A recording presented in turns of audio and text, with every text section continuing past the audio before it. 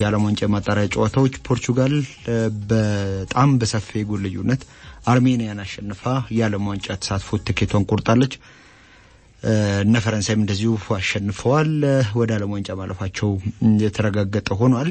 ተጠባቂ የነበረውና እንደው የ9 ጎል ዳገት ከፊቷ የጠብቃት የነበረችው ጣሊያን በሜዳዋ በኖርዌይ 4-1 ተሸንፋለች። በ9 ጎል ልዩነት የማሸነፍ ግዴታ ነበረባት በቀጥታ ወደ ዓለም ዋንጫ ለማለፍ።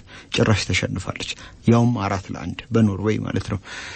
እና ብዙ ሰዎች ይሄ የጣሊያን እግር ኳስ ዝቅታ አድርገው እየቆጠሩት ነው የሚገኙት። ይሄ የአገራት የጨዋታ ወቅቶች ሲመጡ አርሰን ቬንገር አንድ ፌመስ ተርም አላቸው። ይሄንን ወቅት ለመጥቀስ ፊፋ ቫይረስ ይሉታል። በጣም በርካታ ተጫዋቾች የሚጎዱበት ስለሆነ በርግጥ ከቅርብ ዓመታት ወዲህ ደግሞ ከክለቦች ናቸው ተጫዋቾችን አንለቅም ሲሉ የነበረው። ነገር ግን ወደ ብሔራዊ ቡድን ግዴታ የተጓዙ የተወሰኑ ተጫዋቾችም ጉዳት እየገጠማቸው ይገኛል። የትልልቆቹ ክለቦች ተጫዋቾች በዚህ ረገድ አርሰናል አሁንም በድጋሚ የዚህ ሰለባ የሆነ ይመስላል። ወሳኝ ተከላካዩን አጥቷል። ሌላኛው ተከላካዩን ሊያጣ የሚችልበት እድል ነበር። ለቀጣዩ ጨዋታ ቢያንስ ለቶተናሙ ጨዋታ ላይ ደርስ ይችላል ሲባል ነበር፣ ግን አሁን ላይ የሚደርስ ይመስላል። ሪያል ማድሪድም በዚህ ረገድ ሌላ ተጫዋቹን ያጣ ክለብ ሆኗል። ሌሎችም ክለቦች እንደዚህ ተጫዋቾቻቸውን እያጡ ይገኛሉ። እነርሱ ክለቦች ወይም የትኞቹ ክለቦች ናቸው የሚለውንም ነገር እንደዚሁ እናነሳለን። ወደ መረጃዎች መለስ እንበል። የዚህ አፍሪካ ዞን የዓለም ዋንጫ ወደ ኢንተርኮንቲኔንታል ኮታ ውድድር ማለፊያ ጨዋታ ነበር። የፍጻሜ ጨዋታ ናይጄሪያና ኮንጎ ዲሞክራሲያዊት ሪፐብሊክን ያገናኘ ጨዋታ። ይህ ጨዋታ መደበኛው የጨዋታ ክፍለ ጊዜም ሆነ ጭማሪ 30 ደቂቃው 1-1 በመጠናቀቁ በተሰጠ የመለያ ምት ኮንጎ ዲሞክራሲያዊት ሪፐብሊክ 4-3 አሸንፋ ወደዚህኛው ውድድር ወደ ማጣሪያው ውድድር ተሻግራለች። አስቀድሞ ፍራንክ ኦኒየካ የብሬንፈርዱ ተጫዋች ጎል አግብቶ ነበር 3ኛው ደቂቃ ላይ። ነገር ግን ሜቻኬሊያ 32ኛው ደቂቃ ላይ አገሩ ኮንጎ ዲሞክራሲያዊት ሪፐብሊክን አቻ አደረገ እና ጨዋታው በዛው ተጠናቆ ነው ወደ መለያ ምት ያመራው። ፈጣንና አጓጊ ጅምር የነበረው ጨዋታ ነበር ይህ ጨዋታ በርግጥ ምክንያቱም ገና ጎል 3ኛ ደቂቃ ላይ ሲቆጠር በአግቢውም ቡድን በኩል እንደገና ደግሞ ጎል ደግሞ በተቆጠረበትም ቡድን በጎል በገባበትም ቡድን በኩል ወዲያው ሌላ የጎል እንቅስቃሴ እንደሚኖር መጠበቅ ይቻላል። የኤሪክ ቼሌ ቡድን በማለዳ ያገኘውን ጎል ተከትሎ ጨዋታውን የሚቆጣጠር መስሎ ነበር። በርግጥም ከጎሉ በኋላ ሙከራዎች ነበሯቸው የናይጄሪያ ብሔራዊ ቡድን ተጫዋቾች። ሆኖም የኮንጎ ተጫዋቾች እንዲሁ አልተቀመጡም። እነሱም አጻፋውን ለመስጠት ብዙ ጥረት ሲያደርጉ ነበር የነበረውና በተለይ የመጀመሪያዎቹ 30-35 ደቂቃዎች በዚያ መልኩ የተጠናቀቁ ነበሩ። እንደው በአመዛኙ የመጀመሪያው አጋማሽ በዛ መልኩ የተጠናቀቀ ይመስል ነበር። የጨዋታው ፍጥነት የጨዋታው ግለት ከደቂቃ እየቀነሰ የመጣ ቢሆንም ማለት ነው። ግን እንደው የመጀመሪያው አጋማሽ በጣም ጥሩ ፉክክር የታየበት በአንጻራዊነት ጥሩ ፉክክር የታየበት ነበር ብሎ መናገር ይቻላል። ነገር ግን ሁለተኛው አጋማሽ በሁለቱም ቡድኖች በኩል ጥንቃቄን የመረጡበት አይነት ነበር። ምክንያቱም ከዛ በኋላ አንድ ጎል ቢቆጠር ያንን ጎል መልሶ ለማካካስ የሚደረገው ጥረት አንደኛ ብዛም ላይ ይሳካ ይችላል፣ ቢሳካም ደግሞ ከብዙ ዋጋ መክፈል ጋር ሊሆን ይችላል። በዛ ላይ ደግሞ ናይጄሪያ ቪክቶር ኦዚሜንን 49ኛው ደቂቃ ላይ ካልተሳሳትኩ ያው የመጀመሪያው አጋማሽ ላይ በርግጥ ባጋጠመው ጉዳት ምክንያት በሁለተኛው አጋማሽ አልነበረም ተጫዋችና ትልቁን የጎል ምንጫቸውን ትልቁን የማጥቃ መሳሪያቸውን አለማግኘታቸውን ተከትሎ አረንጓዴ ንስሮቹ በመጀመሪያው አጋማሽ በነበራቸው ሻርፕነስ ልክ ነበሩ ማለት አይቻልም። እና በርግጥ ሙከራዎች ነበሩ፣ ጥቂት ሙከራዎች በሁለቱም ቡድኖች በኩል ግን ያን ያክል ይሄ አስጊ የሚባሉ አይነት አልነበሩም እና በዛ ምክንያት ጨዋታው ተጨማሪ ጎል ሳይኖረው መደበኛው የጨዋታ ክፍለ ጊዜ ተጠናቀቀ። ተጨማሪው ይሄ የባከነው ሰዓት በዚያ ውጤት መጠናቀቁን ተከትሎ ወደ መለያ ምት አመሩ። በመለያ ምት በሁለቱም በኩል የመጀመሪያዎቹ 3 የመለያ ምቶች ተስተዋል። አጠቃላይ ደግሞ ከተመቱት 12 የመለያ ምቶች መካከል 5ቱ ባክነዋልና ተጫዋቾቹ ምን ያክል ነርቨስ እንደነበሩ ይሄ እስታሳት የሆኑ የሚል አይነት ፍራቻ ውስጥ እንደነበሩ ማሳያ ነበር እና የኮንጎ ተጫዋቾች ግን የተሻለውን መረጋጋት ማሳየታቸውን ተከትሎ ከአገኙት 6 የመለያ ምት 4ቱን አስቆጥረው እንግዲህ ወደ ኢንተርኮንቲኔንታል ፕሌይኦፍ አልፈዋል። የፊታችን መጋቢት ወር ነው የሚደረገው። ምናልባት ሜክሲኮ ላይ ይደረጋል ተብሎ የሚታሰብ ውድድር ነው ውድድር እና በዚህ ውድድር ላይ ከተለያዩ አህጉራት እንግዲህ ከደቡብ አሜሪካ፣ ከኦሲኒያ፣ ከኮንካካፍ ያው የሰሜን አሜሪካ እግር ኳስ ኮንፌዴሬሽን አስተናጋጅ ሀገር እንደመሆኑ መጠን 2 ኮታን የተሰጠውና ከኮንካካፍም ጨምሮ የተለያዩ ሀገራት በዚህ ውድድር ላይ ይሳተፋሉ። 6 ሀገራት ይሳተፋሉ። 2 በዚህ በፊፋ የሀገራት የደረጃ ሰንጠረዥ የተሻለ የሚባል ደረጃ ላይ የተቀመጡ ሀገራት በቀጥታ የፍጻሜ አላፊ የሚሆኑበት መንገድ እንዲመቻች እስከ ግማሽ ፍጻሜ ድረስ ይቆያሉ። ግን ደግሞ ሌሎቹ ቀሪዎቹ ሀገራት በጣር ሰበርሳቸው እንዲገናኙ ከተደረገ በኋላ የሁለቱ አሸናፊ እንግዲህ በፊፋ የሀገራት የደረጃ ሰንጠረዥ የተሻሉ የሚባሉትን አገራት ይገጥሙና ያው የነዛ 2 ጨዋታዎች አሸናፊ ነው በስተመጨረሻ ወደ ሜክሲኮ፣ ካናዳና አሜሪካ ዓለም ዋንጫ የሚያልፈው የመጨረሻዎቹን 2 ደረጃዎች 47ኛና 48ኛ ሀገራት ሆነው ለማለፍ የሚፎካከሩት ማለት ነው። የአውሮፓ ዞን የዓለም ዋንጫ ማጣሪያ ጨዋታዎችም ነበሩ ትላንትና የተደረጉ። 11 ሰዓት ላይ ከምድብ 6 ፖርቹጋልና አርሜኒያ ያደረጉት ጨዋታ ነበር። ይህንን ጨዋታ ፖርቹጋል 9-1 አሸንፋለች። ሬናቶ ቪዬጋ 7ኛው ደቂቃ ላይ ጎል አግብተው ቀዳሚ ሆናለች ፖርቹጋል። ነገር ግን ኤድዋርድ ስፔርትሲያን 18ኛው ደቂቃ ላይ አርሜኒያን ያደረገ። ከዛ በኋላ ግን የአውሮፓው ሴሌሳው የጎል ዝናብ ነበር የነበረው። 28ኛው ደቂቃ ላይ ጎንዛሎ ራሞስ እንደዚሁም ደግሞ ጆኦ ኔቬስ የተከላካይ አማካይ ሆኖ ትላንትና ሃትሪክ ሰርቷል። በዚህ ውድድር አመት ብቻ 2ኛ ሃትሪኩ ነውና በቁመቱ አጭር ነው። የአየር ላይ ኳሶችን ብዛም የሚጠቀም አይነት ተጫዋች አይመስልም። ግን ደግሞ የጭንቅላት ኳስ አጠቃቀሙ በጣም ጥሩ የሚባል አይነት ተጫዋች ነው። 30ኛው 41ኛው እና 81ኛው ደቂቃ ላይ ጎሎችን አግብቷል። ብሩኖ ፈርናንዴሽ 2 ፍጹም ቅጣት ምት ጎሎችን አግብቷል። የመጀመሪያው አጋማሽ ተጠናቆ በተጨማሪ ባከነ ሰዓት እንደዚሁም ደግሞ 72ኛው ደቂቃ ላይ ፍራንቼስኮ ኮንሴሳው ደግሞ መደበኛው ጨዋታ ክፍለ ጊዜ ተጠናቆ በተጨማሪ ባከነ ሰዓት ላይ የፖርቹጋልን 9ኛ ጎል አግብቷል። ክርስቲያኖ ሮናልዶ አልነበረም ትላንትና ከአየርላንድ ጋር በተደረገው ጨዋታ ላይ የቀይ ካርድ ተመልክቶ እንደነበር ይታወቃል። አንድ ተጫዋች ኦሼ የተባለ ተጫዋችን በክርን በመማታቱ ምክንያት በቀይ ካርድ ወጥቶ ነበር። ትላንትና ግን አልነበረም። እናም የፖርቹጋል ተጫዋቾች ነፃነት ያላቸው ይመስሉ ነበር። በእርግጥ ክርስቲያኖ ሮናልዶ ሲኖር እና ሳይኖር የሚያገኙትም የሚያጡትም ነገር አለ። አንድ የሚያገኙት ነገር የጎል ጋራንቲ ነው። ተጫዋቹ እድሜው 40 እንኳን ደርሶ ምንም የጎል አይኑ እስካሁን ድረስ እንዳልደከመ ጎሎችን ማስቆጠር የሚችል ተጫዋች እንደሆነ እያሳየ ነው። ከዛ ባሻገር ግን የሱንም መሪነቱንም ጭምር አንዳንድ ጊዜ ሜዳ ውስጥ የፈለገ ቢያረጅ አንበሳ ነው አይደል? እንግዲህ ክርስቲያኖ ሮናልዶ እና ሊዮኔል ሜሲ ባለፉት አመታት ምናልባት በእግር ኳስ ታሪክ የማይደገሙ የሚመስሉ አይነት ተጫዋቾች ናቸውና ያንን ነገሩን ይዞላቸው ይመጣል። በተቃራኒው ደግሞ ተጫዋቾች በነፃነት እንዳይጫወቱም ደግሞ በተወሰነ መልኩ ክል እየፈጠረ ያለ ተጫዋች ይመስላል። ምክንያቱም እሱ ባልነበረባቸው 2 ጨዋታዎች እንኳን ይቻላል። አንድ ጊዜ በ2022 የካታር ዓለም ዋንጫ ላይ ከስዊዘርላንድ ጋር ባደረጉትና 6 ጎል ባስቆጠሩበት ጨዋታ ላይ ጎንዛሎ ራሞስ በሰራበት ጨዋታ ላይ እንደዚህ የፖርቹጋል ሲጫወት የነበረው እግር ኳስ እናስተውሳለን። ትላንትና አርሜኒያን 9-1 ሲያሸንፉ እንግዲህ ውጤቱ ይናገራል አይደል? ተጫዋቾቹ በነፃነት ሲጫወቱ እንደነበረ። ከዚሁ ምድብ ሃንጋሪና አየርላንድ ያደረጉት ጨዋታ ብዙ ድራማ የታየበት አይነት ጨዋታ ነበር። አስቀድሞ ሃንጋሪ ዳንኤል ሉካስ ባገባው ጎል ቀዳሚ ሆና ነበር። ትሮይ ፓሮት አየርላንዳዊ አጥቂ አንድ ጆዜ ሞሪኖ የቶተናም አሰልጣኝ በነበሩበት ጊዜ ሰዎች ለምን ትሮይ ፓሮትን አታሰልፈውም ብለው ይጨቀጭቁኛል። ግን እኮ እንደዛ ብለው ከሚጨቀጭቁኝ ሰዎች መካከል አብዛኞቹ ትሮይ ፓሮት ማን ነው ቢባሉ በመልክ ራሱ አያውቁትም ብለው የቀለዱበት ተጫዋች ትላንትና ሃትሪክ ሰርቷል ለሀገሩና ያው በአገሩን ወደ ጥሎ ማለፍ አሻግሯታል። ቢያንስ በዚህ በጥሎ ማለፍ ወደ ዓለም ዋንጫ የመግባት 2ኛ አማራጭን እንዲወስዱ ማለት ነው። ባርናባስ ቫርጋ 37ኛው ደቂቃ ላይ የሃንጋሪን ሌላኛውን ጎል አግብቷል።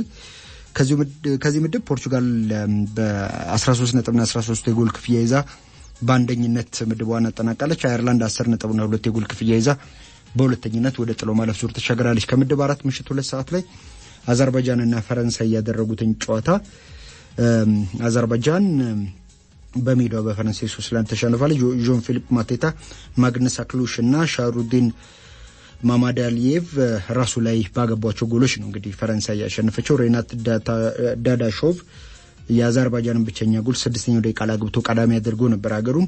ዩክሬን አይስላንድ 2-0 አሸንፋለች። ፈረንሳይ በ16 ነጥብ አንደኛ በቀጥታ ወደ ዓለም ዋንጫ ስታልፍ ዩክሬን በ10 ነጥብ ወደ ጥሎ ማለፍ ዙር ተሻግራለች። ከምድብ 11 እንግሊዝ አልቤኒያን 2-0 ስታሸንፍ ከሜዳ ውጭ ሃሪኬን 74ኛውና 82ኛው ደቂቃ ላይ ጎሎችን አግብቷል። ኬን በውድድር አመቱ በክለብና በብሔራዊ ቡድን 30ኛ የጎል ተሳትፎ ነው። እድሜው 30ዎቹን የተሻገረ ተጫዋች ነው፣ ግን በጣም ድንቅ የሚባል የውድድር ዘመንን እያሳለፈ ነው የሚገኘው። በዚህ ጨዋታ ላይ ጁድ ቤሊንጋም የጀማሪ 11 ውስጥ ተካቶ ተጫውቶ ነበርና ግን በሞርጋን ሮጀርስ ተቀይሮ ሊወጣ ሲል ደስተኛ ለመሆኑን ሲያሳይ ነበርና የእንግሊዝ ብሔራዊ ቡድን አሰልጣኝ ቶማስ ቱኸል የተፎካካሪነት ስሜቱን የአሸናፊነት ስሜቱን ረዳለው፣ ነገር ግን ውሳኔን ማክበር አለበት። በኔ ቡድን ውስጥ መልካም ባህሪ እና ደግሞ ዲሲፕሊን በጣም ቁልፍ ናቸው። በወንድማማችነት በቡድን ውስጥ መዳበር አለበት። ለዚህም ደግሞ እንደ ጁድ ቤሊንጋም ያሉ ተጫዋቾች ያላቸው አስተዋጽኦ ትልቅ ነው የሚል አይነት ግሳጼ ያዘለ አስተያየታቸውን ሰጥተውታል። ሰርቢያ ላትቪያን 2-1 አሸንፋለች። ያው አስቀድሞ የተጠናቀቀ ነገር ነው የዚህ ምድብ ጉዳይ። እንግሊዝ ሁሉንም ጨዋታዎች አሸንፋ ወደ ዓለም ዋንጫው አልፋለች። በእርግጥ የእንግሊዝ ብሔራዊ ቡድን የማጣሪያው ችግር ያለበት ቡድን አይደለም፣ ግን ደግሞ በስምንቱም ጨዋታዎች ምንም ጎል አልተቆጠረበት ቡድን ሆኖም ተመልክተናል።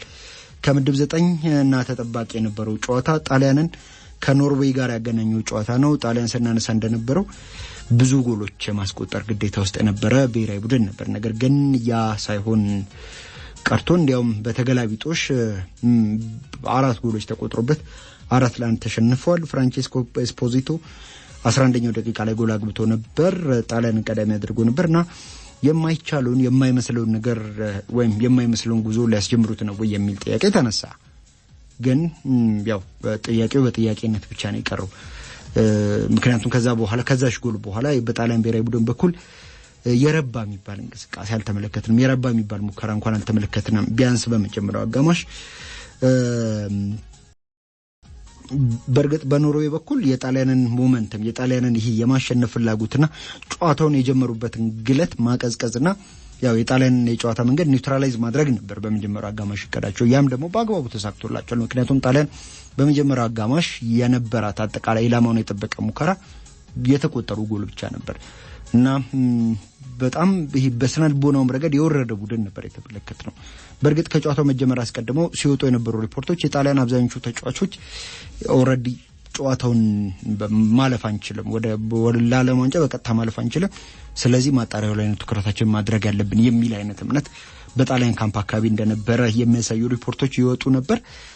ያም ደግሞ በሁለተኛው አጋማሽ የታየ ይመስላል። አንቶኒዮ ኑሳ 63ኛው ደቂቃ ላይ፣ አርሊንግ ሃላንድ 78ኛውና 79ኛው ደቂቃ ላይ አከታትሎ ጎሎችን አገባ። ዮርገን ስትራንድ ላርሰን የወልቭሱ አጥቂ መደበኛው ጨዋታ ክፍለ ጊዜ ተጠናቆ በተጨማሪ ባከነ ሰዓት ላይ አራተኛውን ጎል አገባና ጣሊያን ሳንሴሮ ላይ 4-1 ተሸነፈች በኖርዌይ።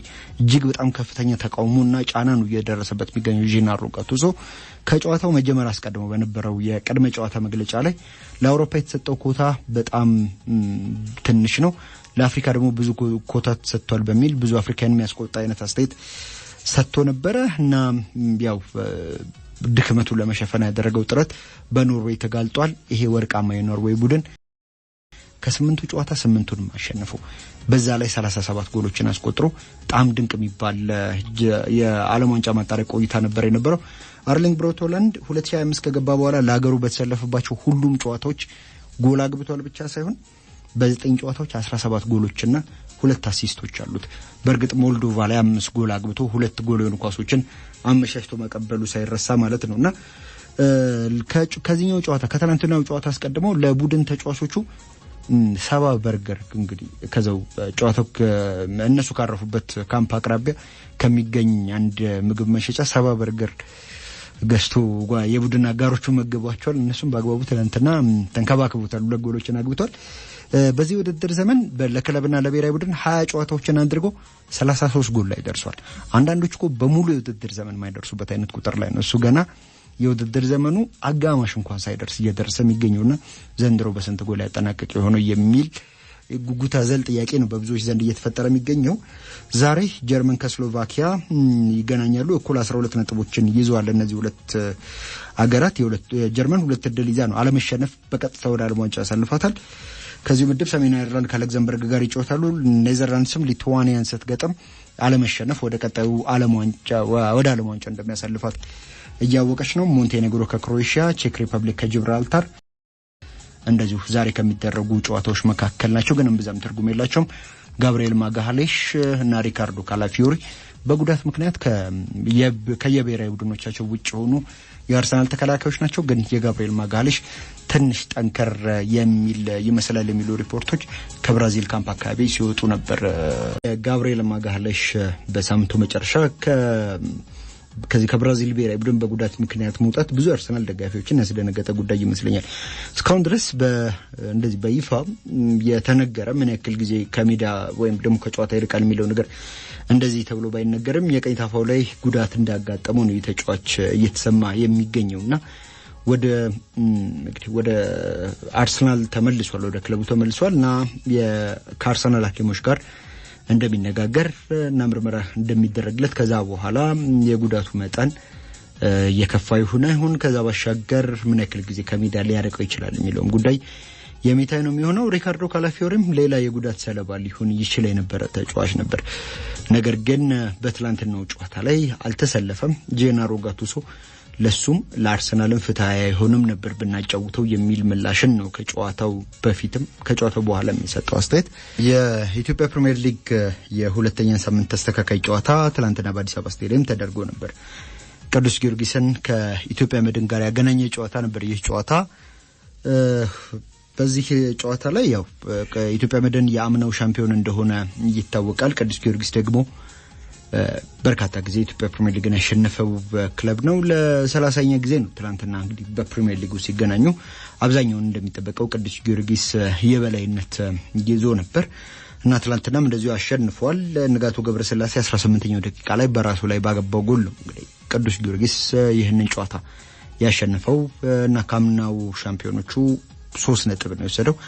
አምና እርስ በርስ በተገናኙባቸው ሁለት የሊግ ጨዋታዎች ያለ ጎል ነበር ሁለቱም ቡድኖች ጨዋታዎቹን ያጠናቀቁት። ሁለቱንም ጨዋታዎች 0-0 ነበር ያጠናቀቁት። ዘንድሮ ግን የመጀመሪያ ግንኙነታቸውን ቅዱስ ጊዮርጊስ አሸንፏል። በጣም እንደው ለየት ያለ አስገራሚ ጎል ነው የተቆጠረው። ፋሲል ገብረ ሚካኤል የኢትዮጵያ መድኑ ግብ ጠባቂ ለጥቂት ጊዜም በቅዱስ ጊዮርጊስ ተጫውቷል። ግብ ጠባቂ ከኋላ ኳስን መስርቶ ለመጫወት በሚደረግ ጥረት ውስጥ ለቡድን ጓደኛውና ለተከላካዩ ንጋቱ ገብረስላሴ ኳስ አቀብሎት ነበር። ከዛ ግን ንጋቱ ገብረስላሴ ኳሱን ሲመልስ ፋሲል በትክክል ኳሱን መቆጣጠር ባለመቻሉ የተቆጠረ ጎል ነው። የባክ ፓስ ኤረር በእንግሊዝኛው የሚሉት ወደ ኋላ የተመለሰ ኳስ ስህተት ማለት ነውና በተወሰነ መልኩ የዚህ የሜዳው ምቹ አለመሆን ግን ደግሞ በየዚህ የግብ ጠባቂው ትኩረት ማነስ እና ያለመናበብ ቢያንስ በዚህ በቃላት ደረጃ እንኳን ያለመናበብ ግብ ጠባቂው ትኩረት ያነሰው ሲመስለው ያንን ትኩረቱን እንዳገኝ ወይም ደግሞ ኳስ ወደሱ እየመጣ እንደሆነ በቃል መንገርና ማንቃትም ይቻል ነበር። ግን ያሳውን ቀርቶ ለየት ባለ መልኩ ኳሱ ተቆጥሯል። ከዛ በኋላ በኢትዮጵያ መድንም በኩል በቅዱስ ጊዮርጊስም በኩል ተጨማሪ ጎሎችን ለማግኘት ወይም ደግሞ አቻ ለመሆን ሲደረጉ የነበሩ ጥረቶች ነበሩ። ጥሩ ፉክክር የታየበት አይነት ጨዋታ ነበር። ነገር ግን ጨዋታው በዛው ውጤት ተጠናቀቀ። ቅዱስ ጊዮርጊስ አሸናፊ ሆኗል እና አዲስ አበባ ላይ የነበረውን የ5 ጨዋታዎች ቆይታም በ4 ድል እና በአንድ ሽንፈት አጠናቋል። 12 ነጥቦችን ይዟል ቅዱስ ጊዮርጊስ። 4 የጎል ክፍያ ይዞ ሁለተኛ ደረጃ ላይ ነው የተቀመጠው ከሊጉ መሪ አሁን ላይ ሊጉን እየመራ ከሚገኘው ከሲዳማ ቡና በ2 የጎል ክፍያዎች አንሶ ማለት ነው። ኢትዮጵያ መድን ደግሞ 4 ጨዋታዎችን አድርጓል። አንድ ተስተካካይ ጨዋታ ይቀራል ከሸገር ከተማ ጋር የሚያደርገው 5 ነጥብና ያለ ጎል ክፍያም ሆነ ያለ ጎል ዕዳ ነው የሚገኘው። ቅዱስ ጊዮርጊስን ስንመለከተው በዚህ ውድድር ዘመን ጅምር በእርግጥ አምናም ከፍተኛ በሆነ የፋይናንስ ቀውስ ውስጥ እንደሆነ ራሱ ክለቡ በቅርቡ ባካሄደው ጠቅላላ ጉባኤ ላይ ሲገልጽ ነበር። ያሉትም ደግሞ ተጫዋቾች ከዚህ ቀደም ቅዱስ ጊዮርጊስ በሊጉ ያሰልፋቸው ከነበሩ ተጫዋቾች አንፃር ስንመለከተው ወጣቶችና ልምድ ያነሳቸው አብዛኞቹ ከቡድኑ ተስፋ ከዚህ ከክለቡ ተስፋ ቡድን ያደጉ ተጫዋቾች ናቸውና በእርግማን ውስጥ የተገኘ ምርቃት ሆኖለታል ይሄኛው የውድድር ዘመን አጀማመሩ። ምክንያቱም አብዛኞቹ ተጫዋቾች ልምድ አልባ ወይም ደግሞ ልምድ አጠር የሆኑ ቢመስሉም ሜዳ ላይ ግን እያደረጉት የሚገኙት እንቅስቃሴ እጅግ በጣም አስገራሚ ነው። በእርግጥ በመሃላቸው ልምድ ያላቸው ተጫዋቾች አሉ። ከዚህ ቀደም ለክለቡ የተጫወቱ እንደ አቤል ያለው ያሉ ተጫዋቾች ወደ ቡድኑ ተመልሰው